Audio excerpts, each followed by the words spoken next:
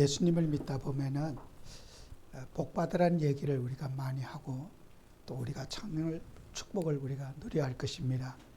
그런데 우리는 항상 방금만 우리가 생각해서는 안 돼요. 우리는 후대를 향해서 항상 정말 하나님 말씀을 붙잡고 후대를 향한 메시지를 저와 여러분이 붙잡아야 됩니다. 오늘 창세기 49장의 이 말씀은 이제 야곱의 아내 첫 번째 아들 레아가 낳은 아들 가운데 그 맏이가 이제 르벤이고 또 이제 그 다음에 시몬과 레위 네 번째 아들이 유다를 낳았어요. 그런데 이제 이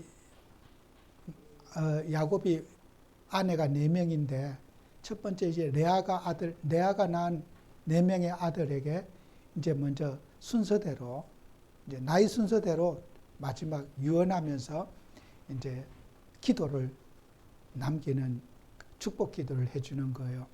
근데 야곱의 이 자녀들에게 르벤과 또 이 시몬과 이게 이제 이게 기도하는 내용이 우리는 좋은 일만 생각해야지 복이라 생각하지만은 나쁜 일도 복이라고 성경은 말하고 있어요.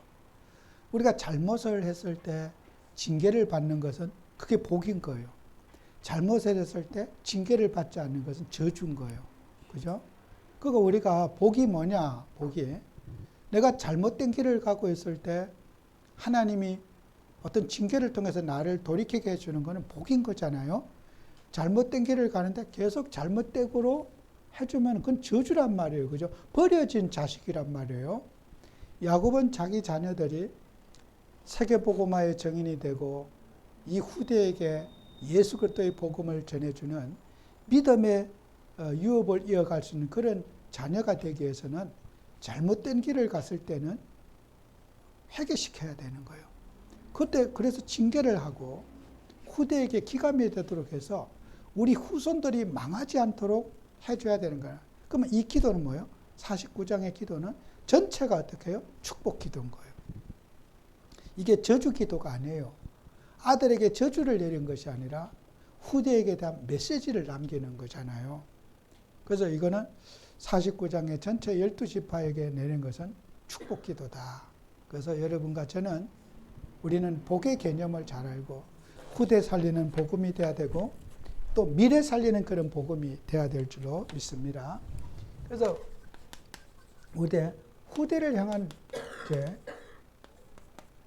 메시지를 잘 여러분이 붙잡으셔야 돼요. 단순히 오늘이 잘 되고 못 되고 우리는 기복신앙이 아니잖아요. 눈에 뭐 잘 되면은 아멘. 눈에 뭐 조금 안 되면은 뭐 노멘 막 그냥 대들고 하나님 원망하는 그런 수준이 아니라 우리는 어떤 그 기복신앙이 아닌 하나님의 절대 주권 속에서 평생과 후대와 미래를 이끌어 가시는 구속사에 계신 하나님을 우리가 붙잡아야 된다. 우리는 머리가 점에 집착을 하는 머리를 갖고 있어요.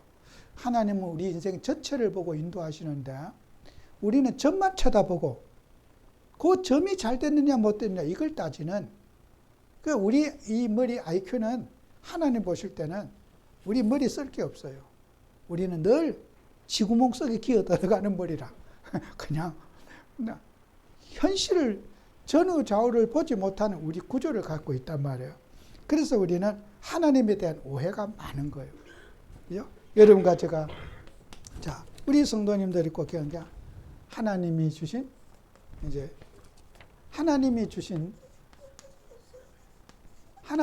축복을 알아야 된다.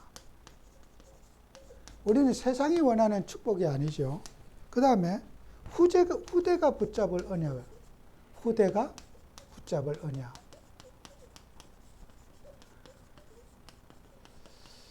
제가 이거 흥분을 하면요, 막 손에 힘이 들어가. 이게 자꾸 들어가요. 내가 이 사람이 저도 모르게 자꾸 흥분이 돼요. 또 하나님의 자녀가 남길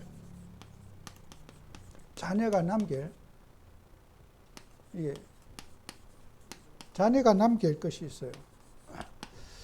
우리가 정말 주님의 일을 하면서요. 그래서 우리는 최고의 복이 뭐냐? 하나님께서 우리에게 주신 복이 그리스도의 복이에요. 예. 이 그리스도의 복이 뭐냐? 창세기 14장 17절에서 20절에 보면요. 이 멜기세덱이라고 하는 인물이 나오거든요. 멜기세덱. 이 멜기세덱 인물은 하나님 지극히 높은 하나님의 제사장이라고 그랬어요. 아브라함이 그 전리품을 가지고 그들로물과 그걸 파고 와서 멜기세덱에 11조를 바쳤어요. 아브라함이. 아브라함도 제사장의 사명을 감당했지만은 이 사람은 어떤 사람이냐면요. 히브리서 7장 1절에서 3절에 보면은 이 멜기세덱은요. 살렘 왕이고 지극히 높으신 하나님의 제사장이고 여러 왕을 쳐 죽이고 돌아오는 아브라함을 만나 복을 빈 자라. 아브라함의 모든 것의 10분의 1을 그에게 나눠주니 이름을 해석하면 먼저 의의 왕이고 살렘 왕이니 평강의 왕이다. 이 의의 왕이고 평강의 왕이다. 히브리서에 말씀하고 있거든요. 이게 이 사람은 멜기세덱은 족보도 없고 어디서 태어난 것도 없고 하나님이 이 땅에 그리스도의 예표로 주신 분이라는 거예요. 우리가 여기 멜기세덱이 어디서 태어난지도 몰라. 멜기세덱의 부모님도 몰라. 족보도 몰라. 그러나 하나님이 세우신 거룩한 제사장으로 하나님이 의의 왕으로 평강의 왕으로 우리 예수님이 누가복음 1장 했잖아요. 평강의 왕으로 오셨잖아요. 우리 바로 그리스도의 모형이 바로 멜기세덱이다. 그래서 우리는 멜기세덱의 반차를 쫓아서 우리가 태어난 여러분이란 말이에요. 우리가 영적으로 아브라함의 자손이 아닌 멜기세덱, 영원한 대제사장이신 그리스도를 통해서 태어난 우리가 족보다는 거예요. 우리 족보가 멜기세덱의 족보라는 거죠. 그리고 이 레위 지파가 태어나기 전에, 그죠? 멜기세덱은 그 야곱의 12아들 가운데 레위가 태어나기 전에 있었던 이 사람의 영원한 제사장이라는 거예요. 그 우리는 하나님 믿으면서요, 이 그리스도의 복을 받아야 돼요. 여러분은 제사장의 사명을 가지고 이 땅에 상처받은 영혼들 치유하고 또 우리는 모든 사람을 수용하고 또 우리가 함께하는 그런 응답을 받아야 됩니다. 그래서 우리가 하나님을 믿는 우리에게는 또 여러분 보세요. 이 복음은요, 사탄을 정복하는 것이 복음이에요. 우리가 육신적으로 할 일도 있어요. 그러나 영적으로 창세기 22장 17절에서 18절에 보면 하나님이 아브라함에게 축복하기를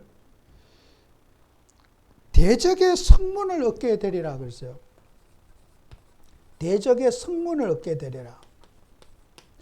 이것은 이방인의 모든 것들을, 문을, 이방인의 모든 성을 차지하게 되리라. 그죠?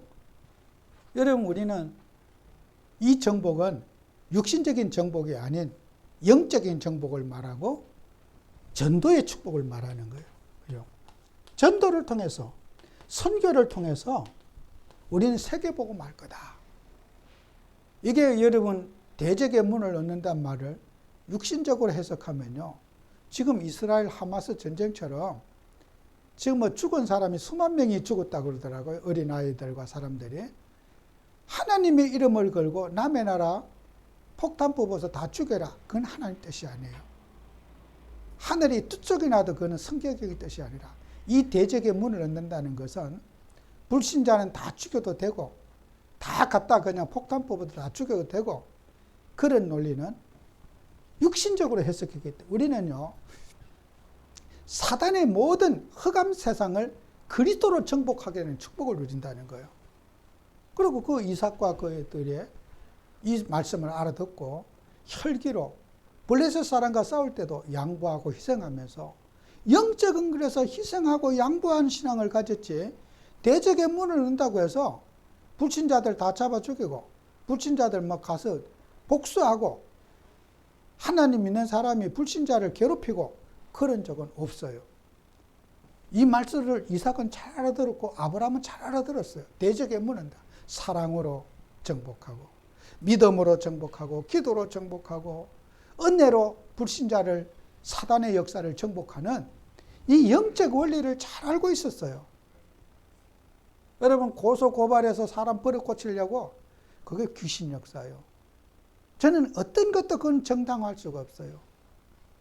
아무리 화가 나고 불의한 일 당해도 우리는 예수 그리스도의 복음으로 영적인 싸움을 통해서 세상을 살리는 증인이 되어야 되는 거예요.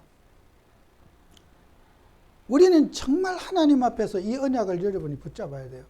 육신적으로 해석하지 말고 영적인 싸움을 통해서 그러니까 우리가요, 바울이 그랬잖아. 나는 날마다 죽노라 십자가 앞에.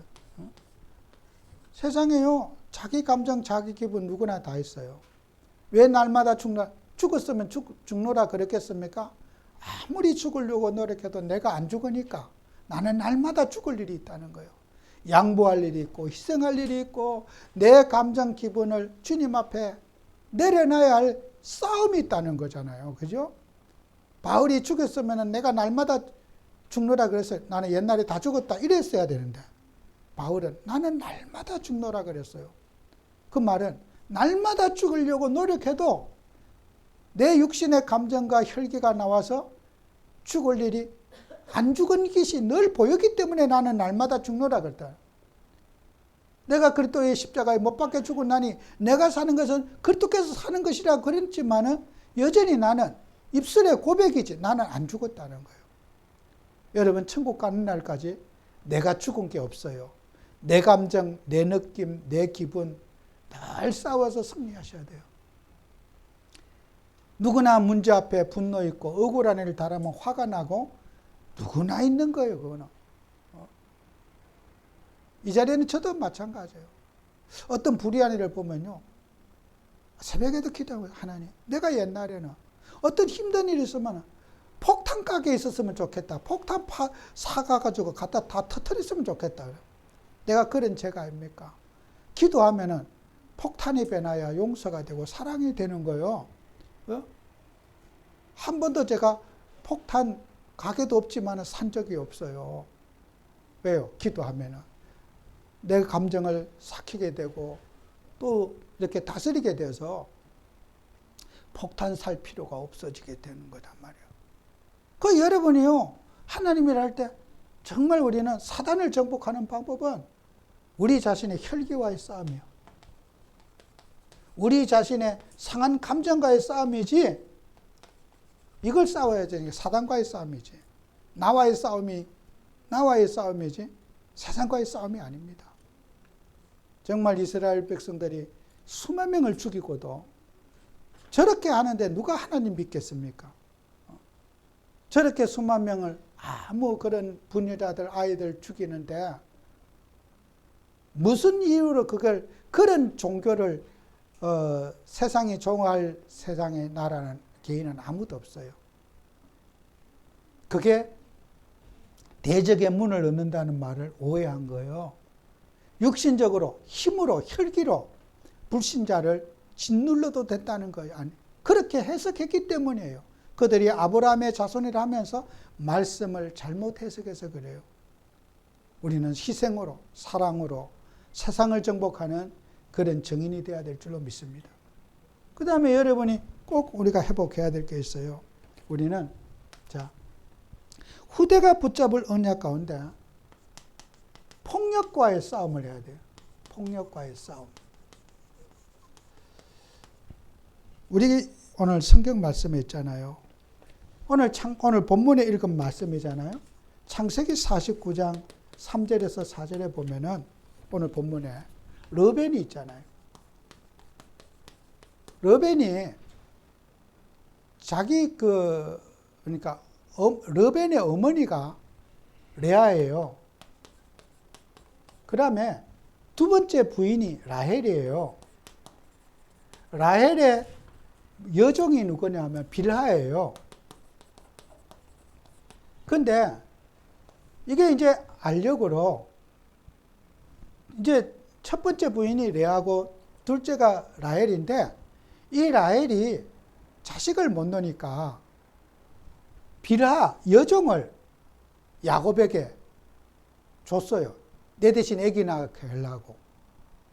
내가 아기 어차피 못 놓으니까 네가 대신 가서 내 남편에 가서 아기를 낳아라. 이게 줬는데 이제 이 르벤이 맞이란 말이에요. 맞이가 이 빌하를 이제 강간을 한 거예요. 겁탈한 거예요. 근데 야곱이 이 얘기를 들었어. 어쨌든 간에 여종이지만은 야곱의 마누라예요. 자식이 마누라를 욕보이니까 야곱이 안전병해야 돼가지고 이 소식을 알지만은 어떻게 처벌할 방법이 없어요. 야복강에서 골반뼈가 부러져가지고 움직이지도 못하고 이런 더러운 소식을 들어도 아들을 처벌할 방법이 없는 거야. 가정의 질서를 무너뜨리고 폭력으로 난무하고 감정과 상처로 어머니를 존중하지 않고 이렇게 선을 넘어가는 이 질서를 무너뜨리는 이 르벤 용서하면 어떻게 돼요? 복음이라고 이거 르벤을 용서하면은 안 되는 거죠. 모방범죄 할 수 있어요. 이 모방범죄. 그의 후손들이 야 르벤이 저런 짓을 하고도 잘 산다. 그러면 어떻게 돼요? 후대가 따라해요. 그래서 르벤은 불가피하게 징계를 내려야 되는 거예요. 야곱은. 내가 참는 것은 힘이 없어서 참는 것이고 르벤을 사랑하지만은 르벤을 징계하는 것이 사랑인 거예요. 모방범죄를 하면 안 된다. 르벤 하나로 끝나야지 그의 후손들이 이런 가정을 파괴하고 무너뜨리고 권위를 무너뜨리는 이런 짓을 하면은 안 된다고 하는 후대를 향한 메시지를 딱 남기는 거예요. 야곱이. 누가 자식한테 용서 안 하고 싶겠어요? 자식이 무슨 짓을 해도 부모는 자식을 위해주고 싶고 자식에게 좋은 거 주고 싶은 거예요. 그러나 그 좋은 게 아니라는 거예요. 후대를 향해서 분명히 메시지를 남기고 싶은 거예요. 야곱은. 잘못한 것에 대해서는 후대에게 잘못된 선례를 남기는 것을 야곱은 하나님은 기뻐하지 않는다는 거예요. 우리는 이 언약을 가슴속에 저와 여러분이 새겨야 돼요. 복음은 다 용서가 되고 그리스도는 정말 모든 죄 다 끝났지만은 그러나 후대를 향해서 나쁜 선례가 되는 것은 후대에게 교훈으로 남겨야 된다는 거예요. 그래서 르벤이 처벌을 받는 것은 축복이라는 거예요. 르벤이 저주받은 게 아니에요. 잘못된 행동을 후대에게 기감을 샀는 것은 르벤은 굉장히 교훈적인 메시지를 남기고 이제 죽는 거예요. 그 다음에 또 일어난 게 뭐예요? 여러분이 형제간에 이간, 또 분쟁, 살인 이런 거 있잖아요. 49장 창세기 49장 5절 6절에 이제 지금 5절 6절에 있는 말이잖아요. 폭력의 도구가 됐다. 이거 뭐예요? 세겜 족속들을 할례를 받게 하고 그들이 하나님 믿겠다고 할례 받게 했는데 이게 르벤과 시몬이 이게 이제 그 가가지고 그게 유다는 빠졌어요. 그 둘이 가가지고 밤에 할례 받게 하고 난 다음에 칼로 갖고 세겜 족속을 다 죽인 거야. 그게 창세기 34장의 얘기거든. 디나 사건 가지고요. 창세기 34장 이 디나 사건 때문에 얘기하는 거거든요. 왜 하나님 믿고자 하는 사람을 그렇게 거짓말 해갖고 살인을 저질고 우리 기독교의 하나님은 그들이 야곱의 자녀들이 세겜 족속들에게 살아남았지만은 하나님은 기뻐하지 않는다는 거예요. 우리가 사는 게 중요한 게 아니라 후대에게 살인을 정당화하고 구원을 받았지만은 그들이 구원받았지만은 살인을 정당화하는 그 선례를 야 사람 죽여도 된다. 우리가 저는 불의한 놈들은 우리가 칼 가지고 죽여도 된다고 하는 나쁜 선례를 하나님은 남기고 싶지 않은 거예요. 그리고 거기에 대해서는 너희들이 면죄부 받은 거 아니다. 이제까지 애굽에 와서 살아있고 세겜 족속들을 하나님이 두렵게 하고 그들로부터 생명을 보존받았지만은 그 죄는 짚고 넘어가야 된다. 너희들이 칼로 갖고 동족들을 죽이고 살인한 그 범죄에 대해서는 후대가 그 죄를 짚고 넘어가지 않은 거예요.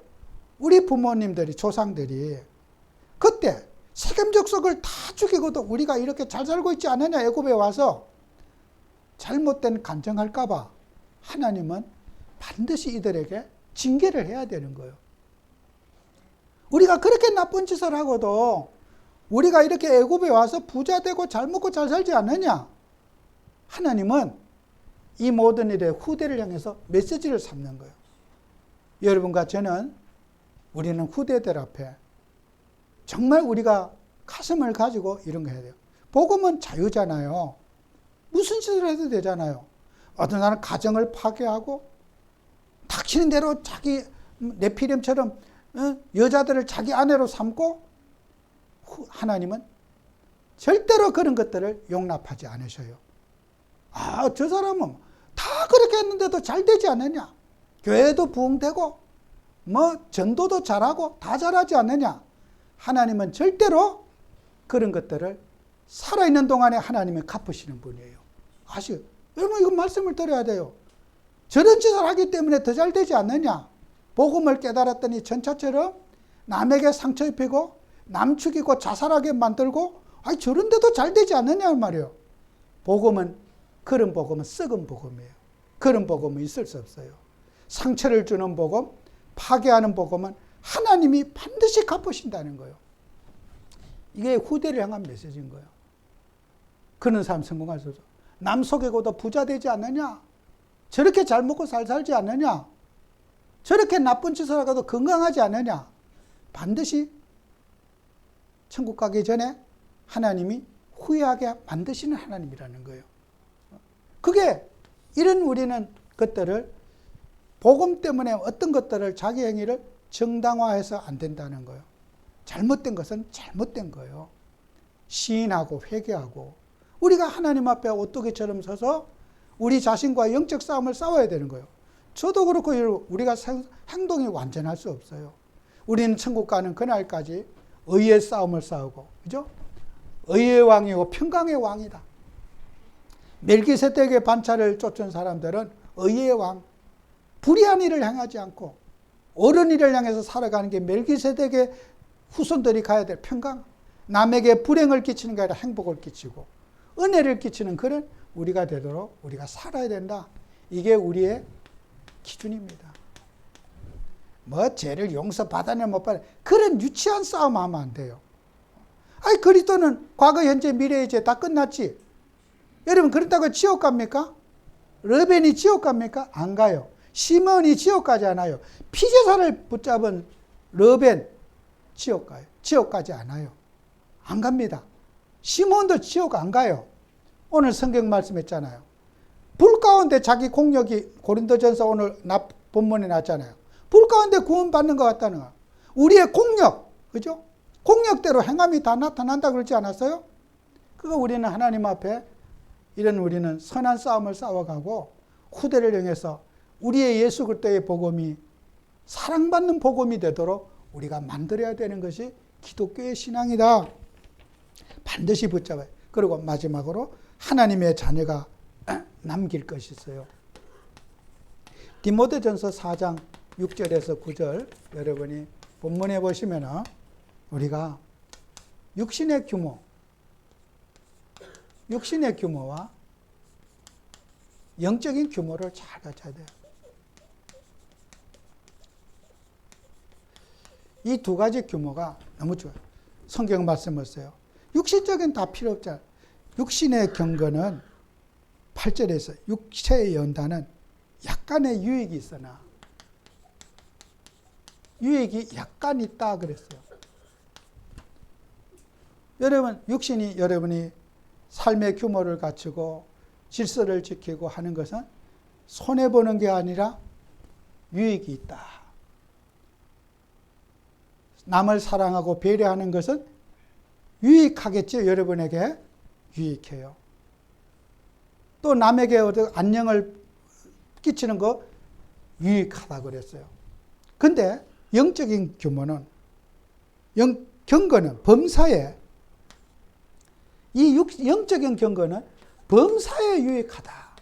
그리고 살아서도 금생과 내세, 죽어서도 유익하다.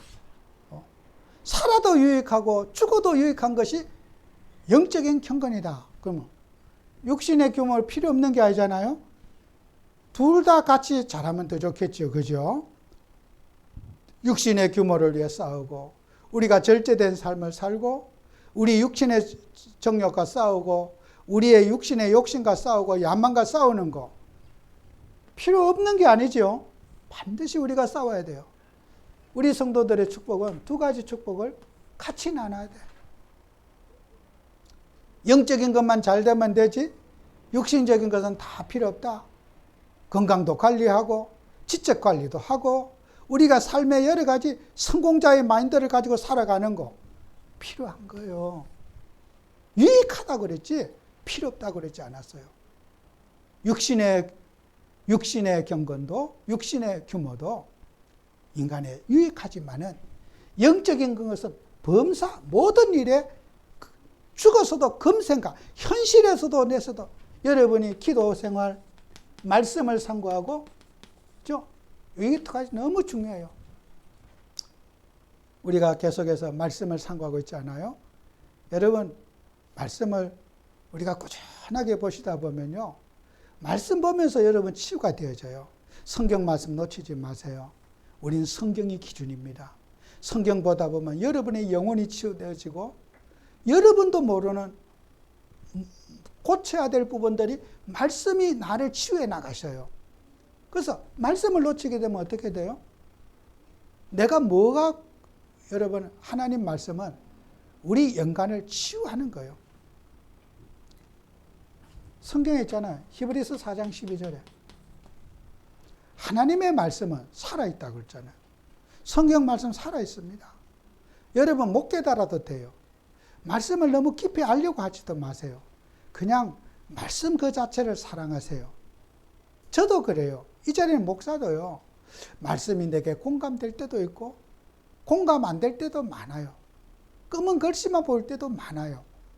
그래도 말씀 보고 나면 제가 평안이 오고, 그래도 제가 힘을 얻고 위로를 받아요.